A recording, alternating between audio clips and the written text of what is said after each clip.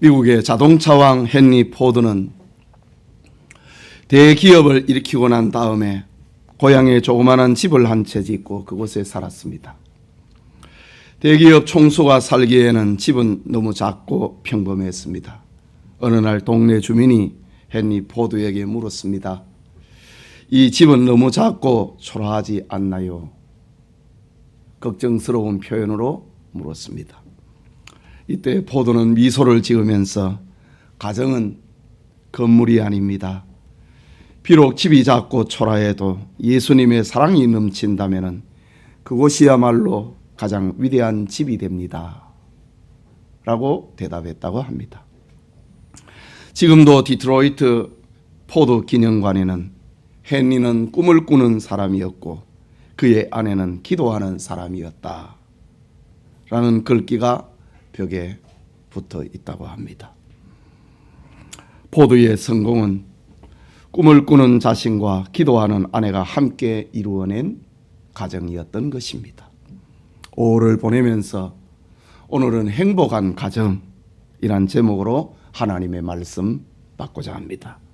말씀을 듣는 우리 모두에게 가정의 행복을 이루는 축복이 임하길 소원합니다. 행복한 가정은 어디로부터 오고 행복한 가정은 어떤 것일까? 오늘 성경은 우리에게 말을 하고 있습니다. 첫째로 여호와를 경외하는 가정이다 라고 합니다. 성경은 우리에게 인생의 참된 행복이 어디로부터 오는지를 들려주고 있습니다. 본문 1절에 여호와를 경외하며 그의 길을 걷는 자마다 복이 있도다 라고 합니다. 여기 경외라고 하는 말의 문자적인 의미는 두려움이라고 하는 감정을 담고 있는 말입니다. 즉 여호와 경외란 하나님의 신성, 하나님의 거룩을 발견하고 깨닫게 되었을 때 발생하는 인간의 감정을 말하는 겁니다. 막연한 두려움이 아니라 하나님의 신성과 거룩을 깨닫게 되었을 때에 일어나는 인간의 감정을 경외라고 합니다. 그렇다면 거기에는 결과가 따라오게 됩니다.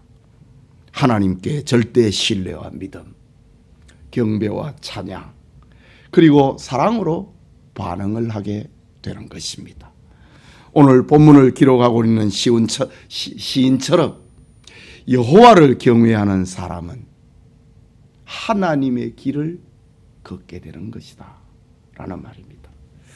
사실 성경에는 여호와를 경외하고 그의 길을 걸은 사람들로 가득합니다. 에녹은 하나님과 동행하더니라고 했습니다. 에녹에 있어서 하나님을 경외하는 모습은 하나님과 동행하는 것으로 나타났습니다. 눈에 보이지 아니하는 하나님을 보는 것처럼 동행했다. 그의 경외심을 그렇게 표현하고 있습니다. 아브라함은 하나님께서 너는 너의 고향과 친척과 아버지의 집을 떠나 내가 네게 보여줄 땅으로 가라.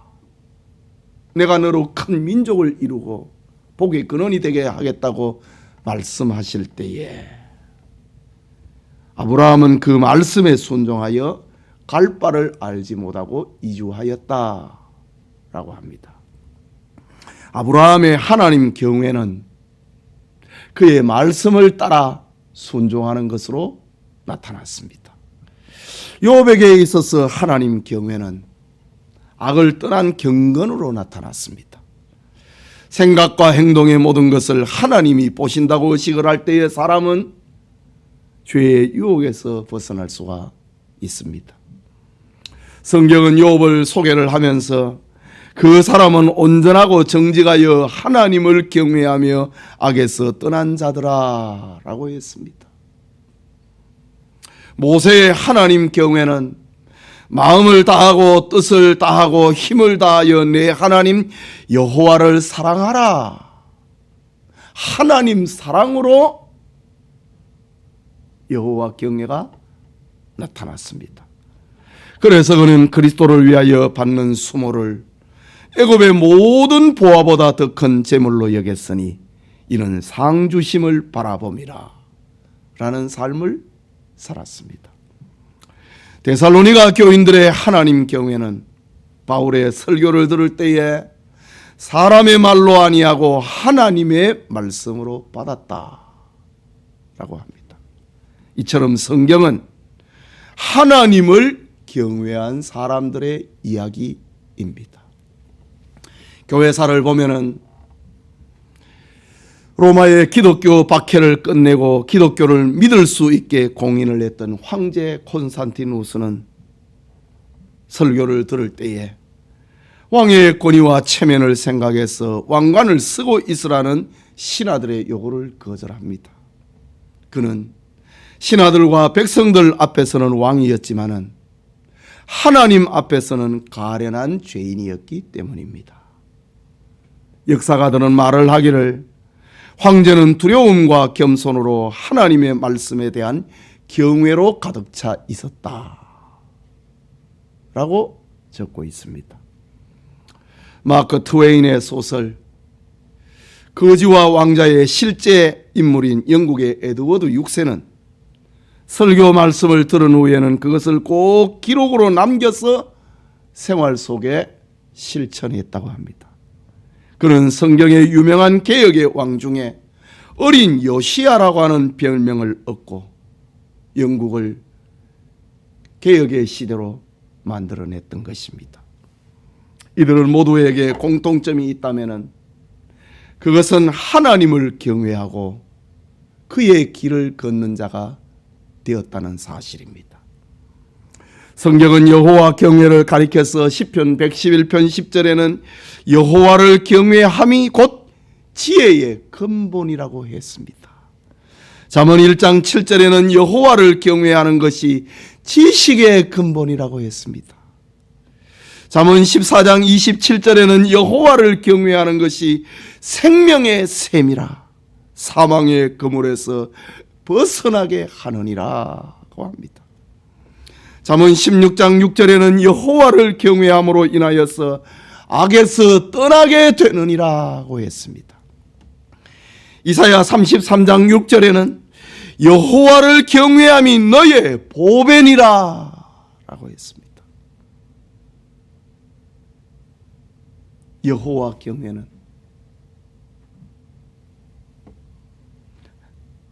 그리고 그의 길을 걷는 사람은 하나님을 향한 절대 신앙, 절대 사랑으로 반응하게 되는 겁니다. 그래서 여호와를 경외하는 사람들은 세속인들이 추구하는 것과 다른 가치의 세계를 마음에 간직하고 있습니다. 우리 그렇지 않습니까? 불신자들이 가지고 있는 가치와 다른 가치의 세계를 우리는 가지고 있는 사람 아닙니까? 세상을 부러워하지 않는 가치관, 하나님의 말씀이 양식이 되고 신령한 세계, 천국을 소망하는 그런 가치관이 여호와를 경외하는 이에게는 자리 잡게 되는 것입니다. 19세기의 유명한 설교자 스펄전은 콩을 먹고 사는 비둘기가 고기를 먹는 독수리를 부러워하는 일이 없고 푸른 초장에서 풀을 뜯는 양떼가 짐승을 잡아먹는 사자를 부러워하지 않는다.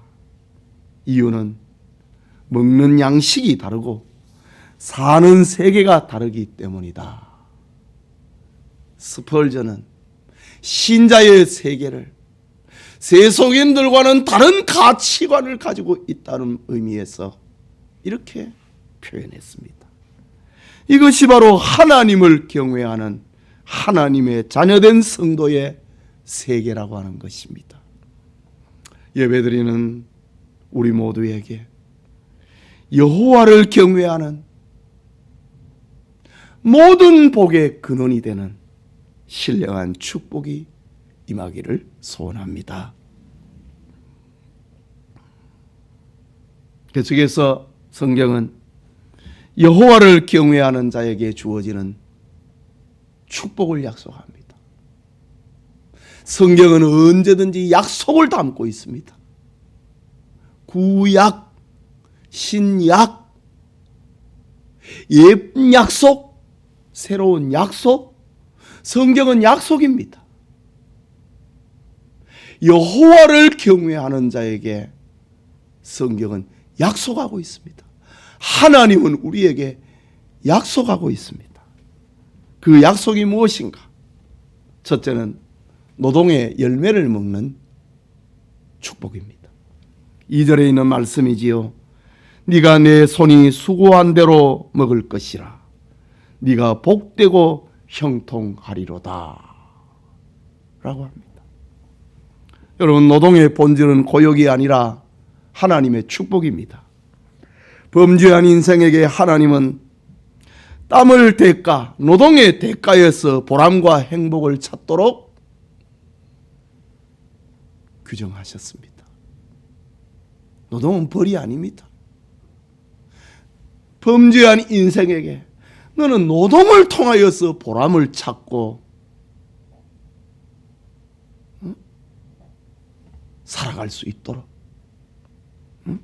노동을 통하여서 행복을 추구할 수 있도록 하나님이 그렇게 죄인된 인생에게 규정했습니다.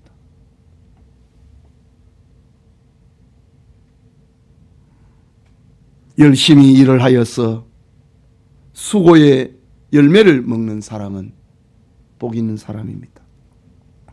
그러나 사람들은 행복을 말할 때에 쾌락과 사치, 부와 명예를 떠올리게 됩니다. 말하자면 많은 소유를 행복의 기준으로 생각하는 것입니다. 그러나 인간의 본성은 쾌락과 소유에 만족하지 않습니다. 열을 가지면 백을 가지고 싶고, 백을 가지면 천을 가지고 싶고, 천을 가지면 만을 가지고 싶은 것이 인간의 욕망의 본성입니다. 이런 욕망은 바닷물과 같아서 먹을수록 갈증을 넓히고 결국은 죽음에 이르고 마는 것입니다. 이것은 사람이 먹고 마시고 즐기고 소유하는 것에 참된 행복을 누릴 수 없다는 말이기도 합니다.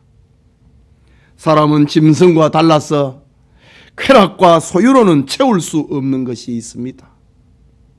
사람에게는 짐승과 달라서 육성만 있는 것이 아니라 하나님의 형상으로 지음을 받은 영성을 가지고 있기 때문입니다. 짐승에게는 없는 영성을 우리는 사람은 가지고 있습니다. 이것을 종교성이라고 합니다. 사람의 종교성은 하나님과 하나님의 말씀으로만이 채워지고 만족될 수 있는 것입니다. 그래서 시인은 하나님의 말씀은 꿀과 송이꿀보다 더 달다고 했습니다. 하나님의 말씀을 통하여서 우둔한 자가 지혜롭게 되고, 하나님의 말씀을 통하여서 우리는 참된 복에 참된 만족을 누릴 수가 있게 되는 것입니다. 그래서 예수님께서 사람이 떡으로 사는 것이 아니라 하나님의 말씀으로 산다고 구약 성경을 인용해서 예수님은 말씀하셨던 겁니다. 그 하나님의 말씀이 네 손이 수고한 대로 먹을 것이라 라고 합니다. 건강한 노동관, 건강한 직업관을 알려주고 있는 말씀입니다. 여기에 행복이 있다 이거지. 이것이 바로 하나님이 주시는 복입니다. 하나님을 경외하는 사람은 끝없는 욕심과 헛된 망상에서 벗어나서 자기 손으로 수고한 것을 먹는 행복, 노동의 결실이 따르는 축복을 누리게 되는 겁니다. 우리의 삶 속에 노동의 풍성한 열매가 맺히는, 그것을 양식으로 삼는 그런 은혜가 있기를 소원합니다. 둘째는 여호와를 경외하는 자의 축복, 부부의 즐거움이 있는 복입니다. 3절에 내 집 안방에 있는 내 아내는 결실한 포도나무 같으며 라고 했습니다. 물론 이 말씀은 남편뿐만 아니라 경건한 부인에게도 적용이 되는 말씀입니다. 여기 내 집 안방은 아내의 활동 무대를 가리킵니다. 아내가 안방에 있다고 하는 것은 여인의 본분을 말하고 있는 겁니다. 이는 남편의 다정한 내조자의 모습이요 정숙하고 경건한 아내의 모습입니다. 결코 축복받은 가정의 아내는 남편의 지위를 무시하지 않고 안방에서 자신의 역할을 감당하는 것을 말합니다. 그래서 내 아내는 결실한 포도나무 같다라고 말합니다. 이 말은 경건한 성도의 가정에 약속된 부부의 행복, 부부의 즐거움을 가리키는 말입니다. 남편은 아내를 통하여서, 아내는 남편을 통하여서 힘과 안식을 누리고 즐거움을 얻게 되는다는 비유적인 표현을 말하고 있는 겁니다. 여러분은 지금 이 축복을 누리고 있는가? 그렇지 못하다면 내 삶의 방향과 목적이 어디를 향하고 있고 어디에 맞추어져 있는가 생각해 보아야 하는 것입니다. 하나님은 여호와를 경외하는 자에게 부부의 즐거움을 축복하고 약속하고 있다는 사실입니다. 셋째로 여호와를 경외하는 자에게는 어린 감람나무 같은 자식의 복입니다. 3절 후반부에 내 식탁에 둘러앉은 자식들은 어린 감람나무 같으리로다 라고 합니다. 개인주의로 변하고 있는 오늘날 부모와 함께 식탁에 둘러앉은 자식의 모습은 얼마나 아름다운 장면입니까? 그런데 오늘 성경은 식탁에 둘러앉은 자녀들의 소박한 모습 정도가 아니고 그들을 향하여서 어린 감람나무와 같다고 합니다. 감람나무는 승리와 번성과 축복을 상징하고 있는 나무입니다. 자식이 잘 되고 복을 받기를 원하는 것은 모든 부모의 꿈이고 소망입니다. 자식은 부모의 내일이고 부모의 미래이기 때문입니다. 하지만 모든 부모가 자식이 잘 되는 꿈을 이룰 수 있는 것은 아닙니다. 간혹 지식적으로 경제적으로 성공을 한다 할지라도 부모에게서 마음이 떠나버린 자녀들은 또 얼마나 많습니까? 이런 경우에는 식탁에 둘러 앉아 있는 자식이 아닌 것입니다. 그러나 오늘 성경은 여호와를 경외하는 자에게 식탁에 둘러 앉은 자식의 미래를 이렇게 축복하고 있는 겁니다. 부모에게 효성을 다하는 자식의 번영, 자식의 형통, 자식의 축복을 약속하고 있습니다. 여호와를 경외하는 자에게 4절에 여호와를 경외하는 자는 이같이 복을 얻으리로다. 그 행복상을 하나님께서 다시 확증시켜 주고 있는 겁니다. 이런 경우에 성경은 자식은 여호와의 주신 기업이요 상급이라고 했습니다. 식탁에 둘러앉은 어린 감람나무와 같은 자식이 있는 부르면은 염려나 두려울 이유가 없습니다. 전통에 가득한 화살 같은 자식이 하늘을 날아갈 것이기 때문입니다. 여호와를 경외하는 자에게 하나님은 이같이 복을 약속하고 있다. 이런 은혜가 우리에게도 있기를 소원합니다. 마지막으로 여호와를 경외하는 자에게는 교회를 통하여서 받는 복입니다. 본문 5절과 6절에 여호와께서 시온에서 내게 복을 주실지어다. 너는 평생에 예루살렘의 번영을 보며 내 자식의 자식을 볼지어다. 이스라엘에게 평강이 있으리로다. 라고 기록합니다. 여기 밝은 빛이 비치는 곳이라고 하는 뜻을 가지고 있는 시온은 예루살렘의 다른 이름이고, 예루살렘의 중심은 성전입니다. 그렇다면 시온은 신약시대의 거룩한 하나님의 교회를 상징하고 있는 것입니다. 말하자면 여호와 하나님은 자신을 경외하는 자를 축복하시되 교회를 통하여서 복을 주신다는 말입니다. 노동의 열매와 부부의 즐거움과 어린 감람나무 같은 자식의 축복은 교회를 통하여서 임하는 복이라고 합니다. 그렇습니다. 성도는 교회를 통하여서 생명을 얻습니다. 구원을 얻습니다. 교회를 통하여서 끊임없이 생명을 수혈받습니다. 교회를 통하여서 거룩한 은총의 떡과 잔을 마십니다. 하나님은 성도들에게 복을 주실 때에 반드시 교회를 통로로 삼아서 주신다는 말씀입니다. 그래서 구약이나 신약이나 교회사에 복을 받은 개인과 가정은 교회를 떠난 일이 없습니다. 교회를 무시한 사람도 없습니다. 교회를 가볍게 여긴 사람도 없습니다. 성도의 흥망은 축복의 원천인 교회와 직결되어 있기 때문입니다. 성도와 교회는 예수 그리스도의 몸에 있는 여러 지체와 같은 것입니다.